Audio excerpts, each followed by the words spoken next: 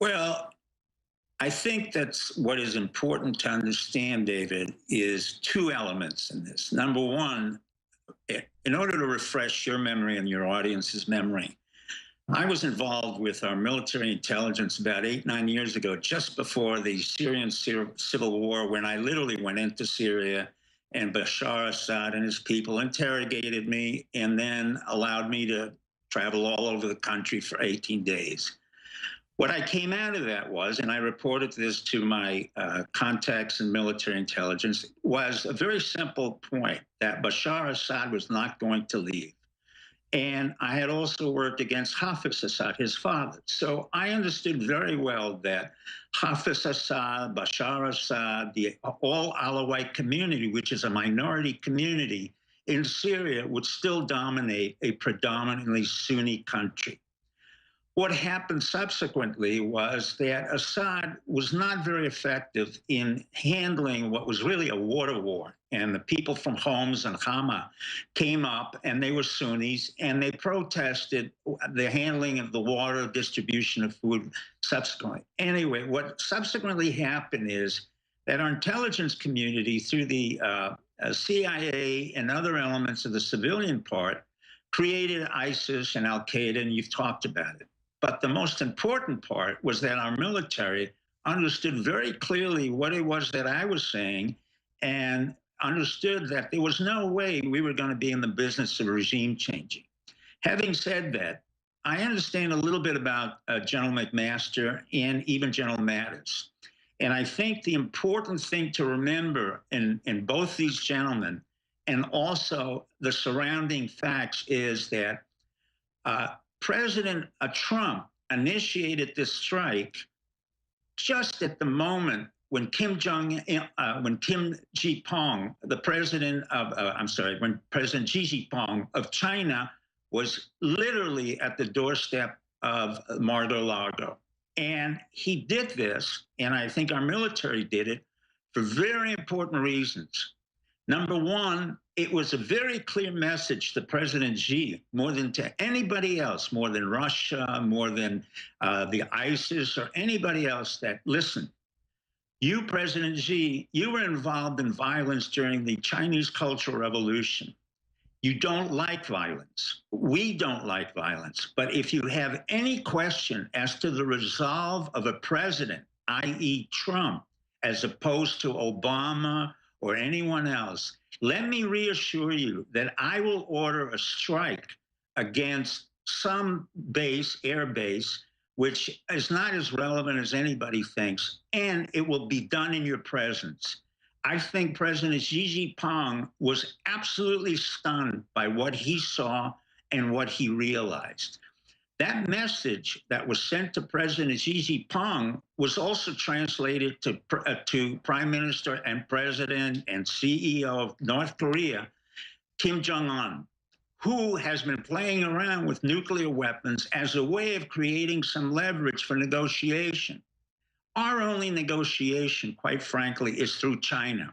China can literally suppress anything that North Korea wants to do.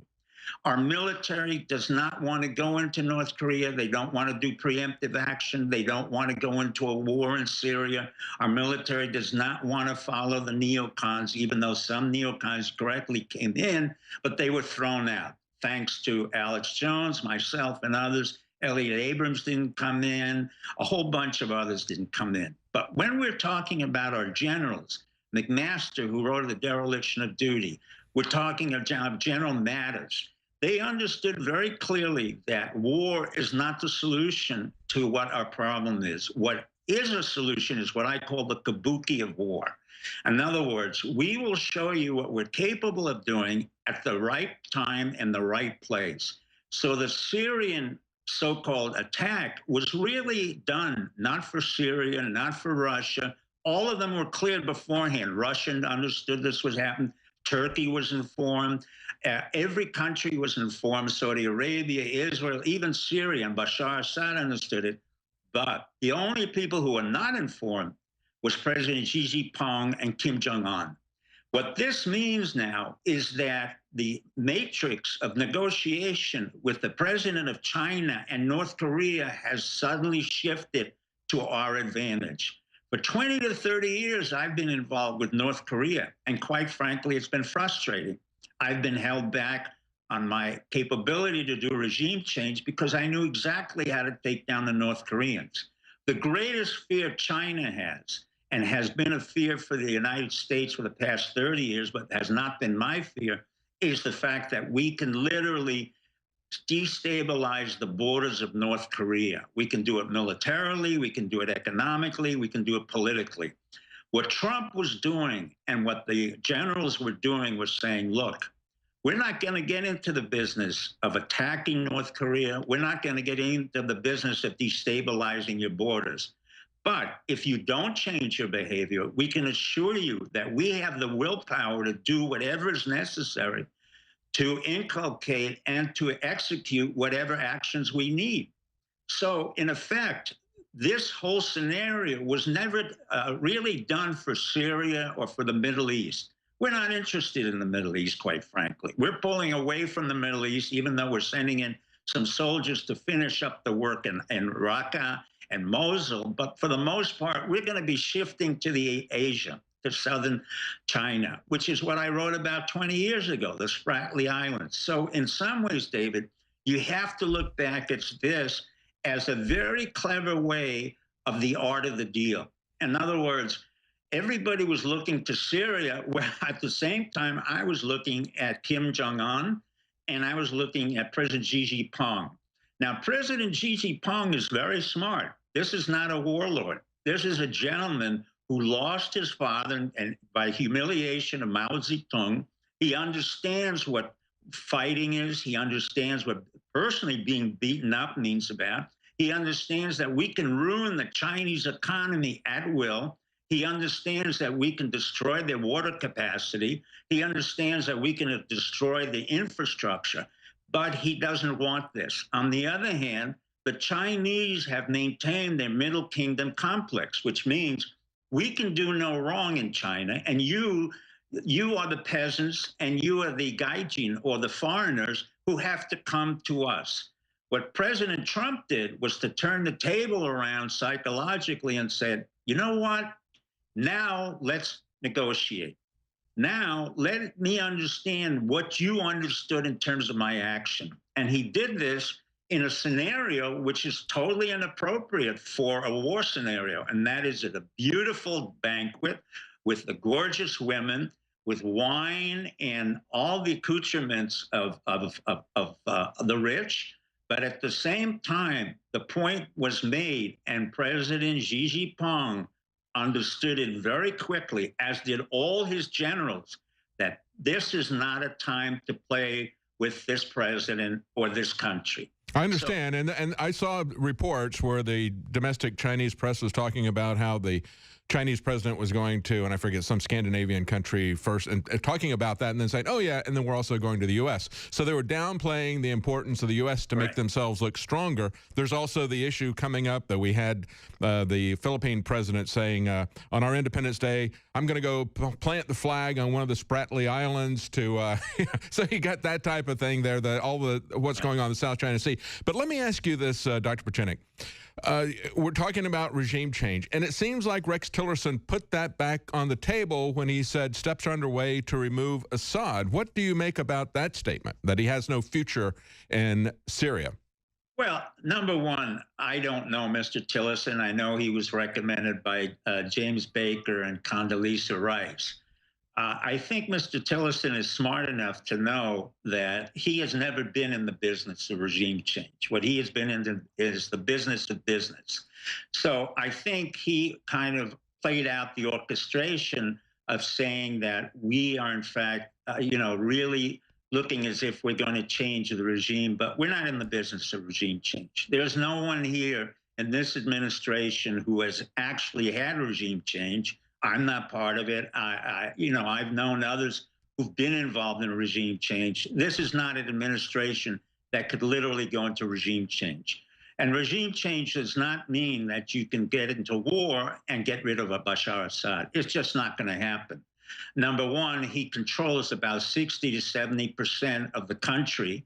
He comes from an area that's called Latakia. And if you've been in that area, which I have been, not only the women are beautiful, but there are signs all over the place which says, do not wear any scarves. And so Alawites are very secular, and he will remain there until there is some kind of tripartite or an agreement between Russia, Turkey, Iran, and ourselves to literally change the administration in Syria, make it peaceful as much as we can, do reparations, and then Turkey, despite Erdogan's great boisterous voice. Hang on, Dr. Pachinik, we have to take a break. Can you hang on with us and do another short segment right after the break? Sure. And we're going to continue to talk to Dr. Steve Pachinik, a man who has decades of experience with the State Department working for 4 administrations, giving us his breakdown. We'll be right back. Welcome back to the Alex Jones Show. I'm David Knight, and we've been talking to Dr. Steve Pachinik. I want to go right back to him. Had some very interesting comments in the last segment, essentially pointing out that he saw this as a move to impress China about the seriousness of the North Korean situation, as a power play there, that everyone was advised of this attack except for the Chinese. And this was a shock and awe demonstration for the Chinese. But I also want to pick up on something you said, Dr. Pachinik. You said that you've been to Syria, and the area that Assad is from is a very secular area. They have signs up for women not to wear veils, so forth. And, of course, that was one of the things that Nigel Farage was concerned about. He said, we have to understand that we don't want to strengthen the hand of ISIS that was created for regime change against a secular regime. Your comments on that and your comments on what is happening within the White House and this one segment that we've got from you. We saw the removal of General Flynn, who had been very outspoken about this creation of ISIS on the part of America's involvement in the creation of ISIS. And we've seen the diminution of Stephen Bannon in terms of National Security Council. Of course, they had a meeting yesterday. He was not on that. It's reported that he did attend, but Weekly Standard is bragging about the fact that it was unanimous that they all wanted to do the Syrian strike. So your comments about Syria, as well as what you see happening within the Trump White House. Is there a move in there? Yes. Thank you, David. Number one, in Syria, there will be no regime change. When we announce a regime change, that means we can't do it. When I was involved in a regime change in the Soviet Union, they didn't know it was happening. It occurred over the Nixon-Reagan administration. We took them down very quietly. In terms of the White House, what's happening is General McMaster, whom actually I had funded him in the 90s when he did ARMCAV for the Tom Clancy series, is a very serious scholar warrior. And he understood right away that Steve Bannon was not privy and not really capable of dealing with the issues of strategy and tactics. Even though Steve has been in the Navy, and I have full respect for what he's done, the issue of national security was exceedingly important and had to belong sui generis to him. Another element that McMaster did, and it was not really covered, was that a lady named McFarland was thrown out as well. Now, I knew about her, although I didn't know her, from the Nixon administration. She was not a top-notch analyst. She was not that well regarded, and McMaster acted accordingly by getting her out and sending her to Singapore. So in effect, what McMaster is doing is solidifying his base and bringing in professional operatives. The last person who has to be taken out is this gentleman named Ezra Cohn Watnick, a friend of Jared Kushner, who has no experience whatsoever, a Jewish guy who graduated from the University of Pennsylvania and is head of intelligence. That's just not acceptable. I have worked with and against the CIA, but I have full respect for the history of the CIA and our community of intelligence, 17 different units. But this man, Cohen, has no experience. Neither does Jared Kushner. And these individuals should not be involved in foreign affairs, let alone in domestic concerns. I know Jared Kushner and his building 666 Fifth Avenue is going bankrupt. So I think his time should be spent on mortgaging his buildings and not in the White House. That's my opinion. However, I am in full favor of what McMaster did. I'm in full favor in the fact that Bannon has to take a secondary role, control his narcissism. He knows that, as does Trump, and he will do that. but he has to focus in on exactly what his accomplishments are. We're still waiting for the $1 trillion infrastructure project. I was not impressed by the medical bills that came through. I was not impressed with any of the Republicans, including Rand Paul, because nobody had read the bill and nobody understood what it was really about. That's right. I think it would have been malpractice for the congressman to have voted for that. We've seen this happen too many times. We've seen several thousand pages of legislation sent to them for an up or down vote. It's being changed up to the last minute before it's being presented. And so just from that standpoint alone, they should have opposed this. And I guess that's one of the things that concerns us about this strike in Syria. You know, you mentioned Elliott Abrams and how they kept him out of the administration. Corsi is saying that now we have a real president and President Trump because he did this. And he said this. He said he was willing to act alone without demanding UN Security Council meeting or a congressional vote. And I guess that's one of the things that concerns many of us is the fact that this was, you know, the way that it appears, it looks like there was no evaluation of this. I understand what you're saying, that it was strictly for strategical reasons for the Chinese, but it's still something that I think needs to be addressed to people. How would you address that to Trump's disgruntled base? And we've got 20 seconds. I'm trying to do it right now through the Alex Jones show. What I'm saying is, let's see what happens. Basically, this is not an initiation to war. And the reason it's very simple. I don't care what Elliott Abrams says. I know Elliott. I stopped him from coming in. I stopped John Bolton from coming in. I wish we had more time. I've got to cut you off there. Thank you so much, Dr. Steve Pieczenik. We're out of time. Thank you. Welcome back to the Alex Jones Show. I'm David Knight, and we were just talking to Dr. Steve Pieczenik, and we had to go to a hard break at the bottom of the hour just as he was ready to give us his take on Elliott Abrams. I talked about how Elliott Abrams and the neocons were dancing in the streets after what's happened. We got McCain, Schumer, Pelosi, all of them so happy, and Elliott Abrams was celebrating the fact that this happened without any consultation with the Congress, with the UN, or anybody else. Your comments to wrap this up, and then we're going to go to Dr. Jerome Corsi. Dr. Pieczenik. Basically, Elliott Abrams and John Bolton are sycophants. I've known them for 4 different administrations. They avoided the draft. They can't serve our military. Elliott Abrams comes from a left-wing Trotskyite family. John Bolton admitted he didn't want to go into war because he might be killed in the rice paddies. So I don't take them seriously. These are the sycophants or the whores of the neocons. They're not relevant. Neither's Hillary, neither's any of the Democrats. What is relevant is what you're beginning to see and not necessarily hear. And what Trump does is to put together the art of the deal. You have to go back to his book to understand that many things that he's going to do, he could not explain it. He couldn't explain to the public that I'm going to strike Syria in order to impress China, in order for China to impress North Korea. I don't think most of the press would understand that. I think your audience would understand it. I think you understand it. I think Alex Jones would understand it. But if in any way he was a war hawk, I can assure you I'd be the first one out there, along with Alex, along with you, and along with the entire base. But at this particular point, we have an axiom in the intelligence community, which means that there are no accidents. When you see President Xi Jinping literally next to Trump and an airstrike occurs in Syria, it's not relevant to Syria, it's relevant to that president of China, because China is our primary concern for the next 20 years. The Middle East, we're getting out of the Middle East. Thanks to the Elliott Abrams and the Hillary Clintons and the Obamas and the Bush Juniors, they got us into this mess. Trump will try to get us out of the mess, so will our military. Not necessarily our CIA, but our military will get us out of the mess and shift us to South China Sea. And that's what I'm telling the audience. If I'm wrong, I will be surprised, but I will say I was wrong. But at this point, I do not think I am wrong. I don't think what Trump did was in any way an act of war, as it was a symbol of a strike and the kabuki of war, warning Asia that this could happen to you if you don't pay attention and you don't comply with some of the concerns that we have.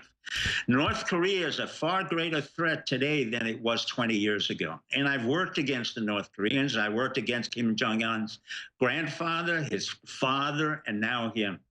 And if I were given the full authority to take North Korea apart, our military knows what I was capable of doing. So do the Koreans, so do the Chinese. Actually, when I went to China a few years ago, they asked me, was I in China to take them down?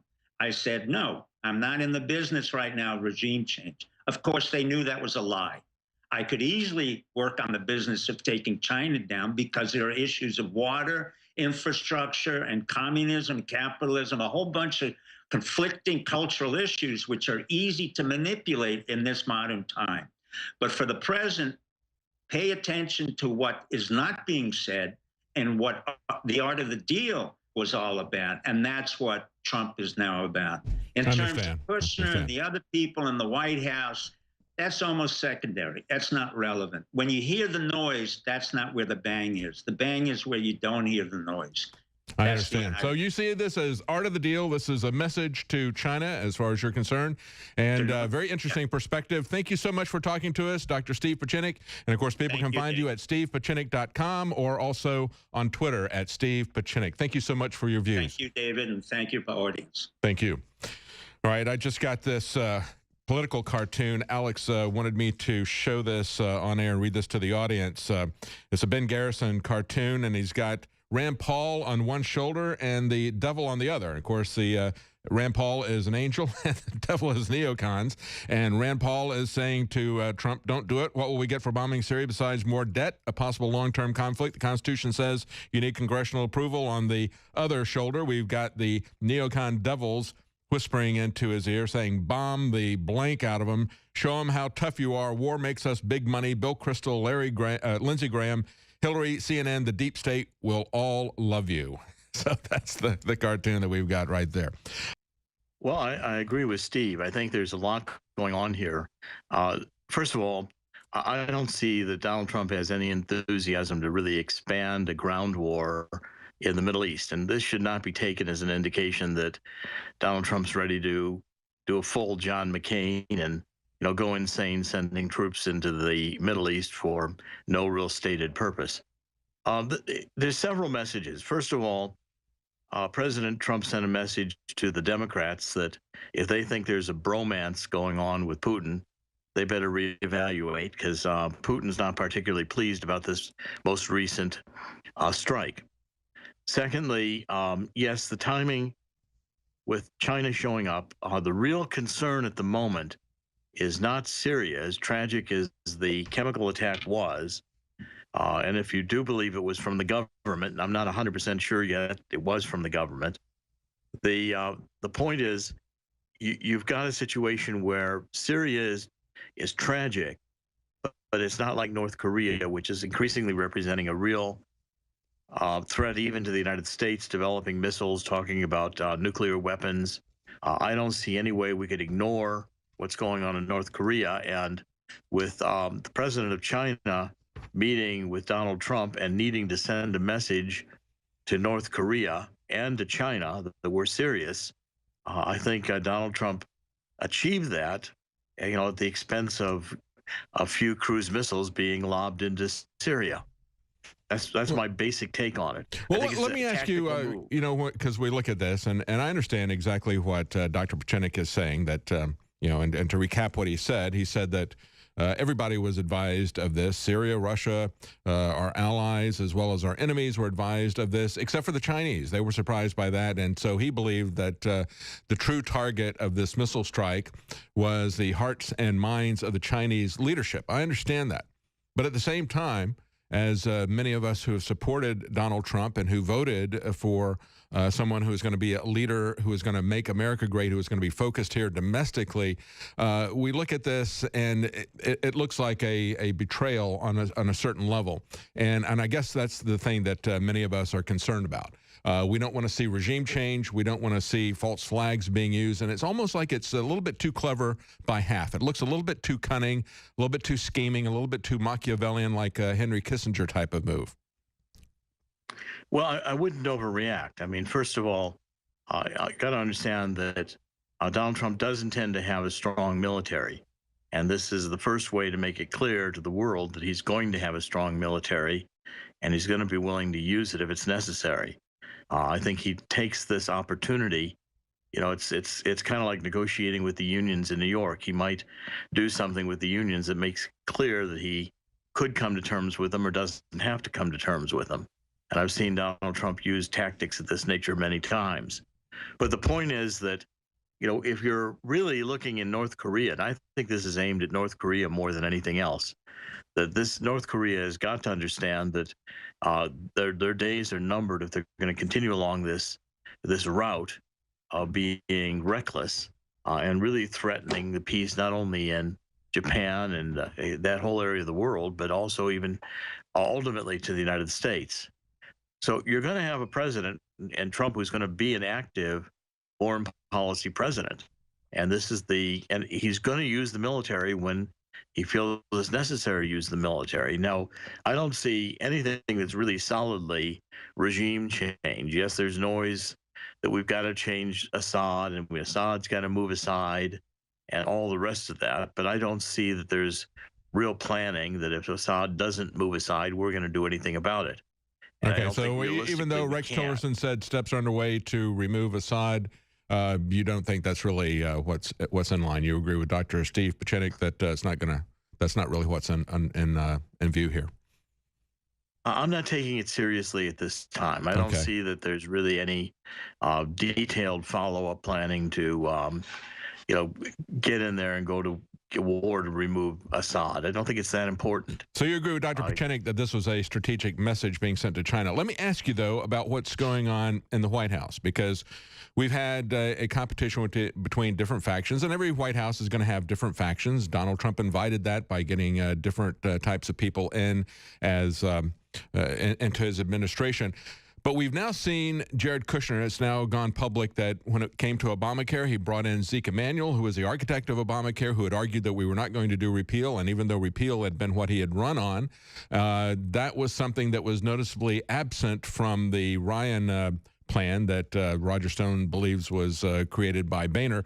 Also, when we had the moves within the EPA, which were very strong, but they carefully avoided talking about the Paris Climate Treaty, which we never ratified with the Senate, but that Barack Obama signed and Kerry signed. So they kind of leave that structure there along with the endangerment statement. And then when we look at TPP and trade, Donald Trump got rid of TPP right away, but now Gary Cohn, who's aligned with Jared Kushner, is pushing back against NAFTA with the architect of TPP, Quinn. So what is your take on this? Do you believe that there is an undermining that is going on with the West Wing Democrats, as Politico calls them, of this agenda that Donald Trump campaigned on?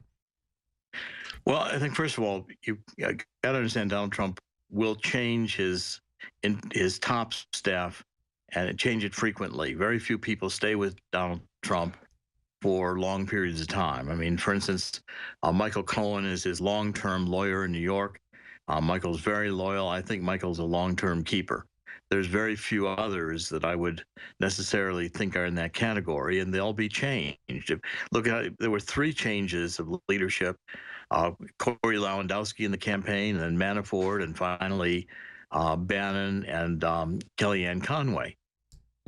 Priebus, I think, is at risk because Priebus could not get, with Ryan, delivered the votes to pass the whatever you want to call the Obamacare replacement.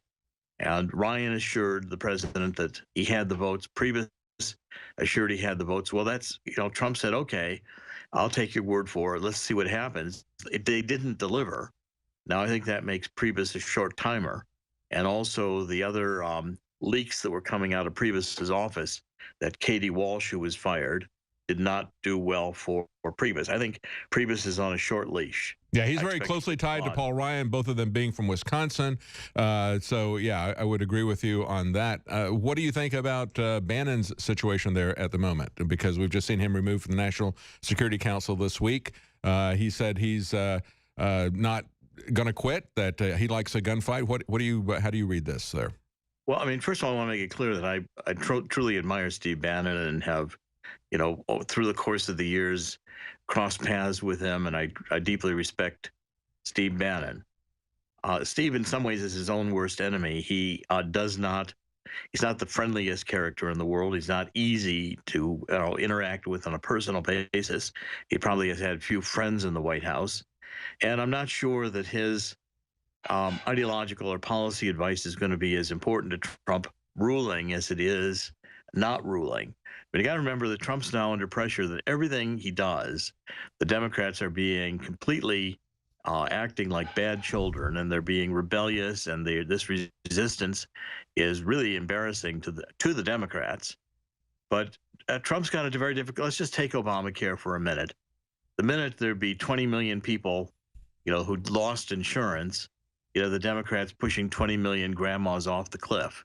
So, Donald Trump wants to do this, and he wants to do it in the right way. Now, the way it's coming back, and the discussion from the Freedom Caucus of some of these pools for the truly sick being handled in a special way, that's an important amendment to legislation. And now we're talking about getting rid of some of the mandates. It's becoming worked around. Now, Trump, I think, thought that was going to happen in the Senate. He's going to be happy to let the legislative process have some of that happen now in the House. And Trump's very skillful at this. I mean, you can't judge every micro step he takes. If you'd seen Trump negotiate building buildings or working with the banks, it often wasn't pretty until the end. But the end always turned out he got what he wanted, and he succeeded, even in the Commodore Hotel, which was one of his first ventures, which, when it was going on, I thought was going to be a disaster. We certainly hope that it's going to be coming back, and we'll talk about that when we come back from the break. I'll go over the talks about reviving a rework of Obamacare when we come back. Thank you so much, Dr. Jerome Corsi. Again, you can find him at Jerome_Corsi, and he is our Washington correspondent for InfoWars. Thank you very much, Dr. Corsi. We'll be right back. My pleasure. Thank you.